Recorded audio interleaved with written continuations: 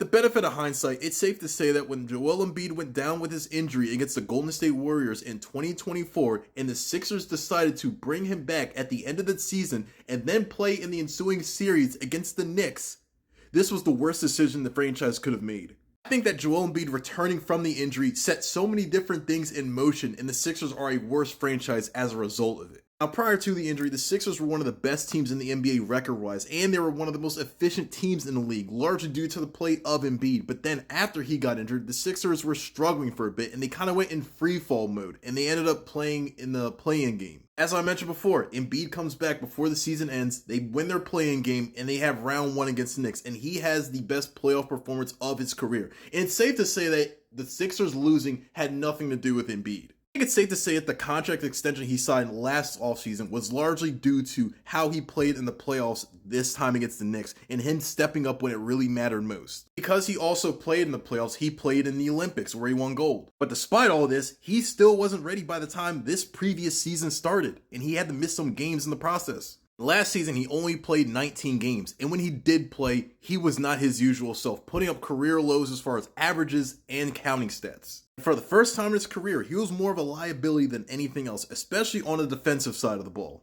Because Embiid was not 100% and he missed over 3/4 of the entire season, the Sixers were terrible. What's crazy is during the 23-24 season, Embiid was playing at an MVP level.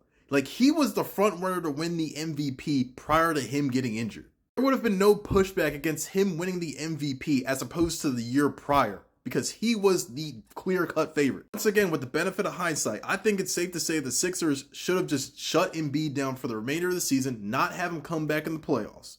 Once again, with the benefit of hindsight, it's safe to say what the Sixers should have done.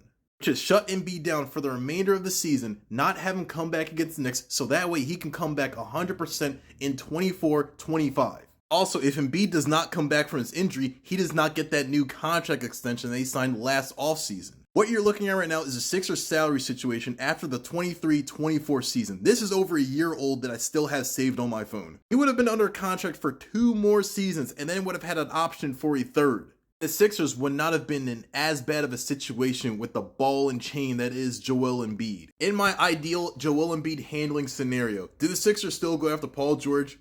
If we're being honest, yes, they still do. Whatever happens with PG happens, and that's independent of whatever's going on with Embiid. But with the healthy Joel Embiid in 24-25 season, we see a replication of what he did the prior year instead of whatever this is. I've been thinking about this all day today, and it really just bums me out.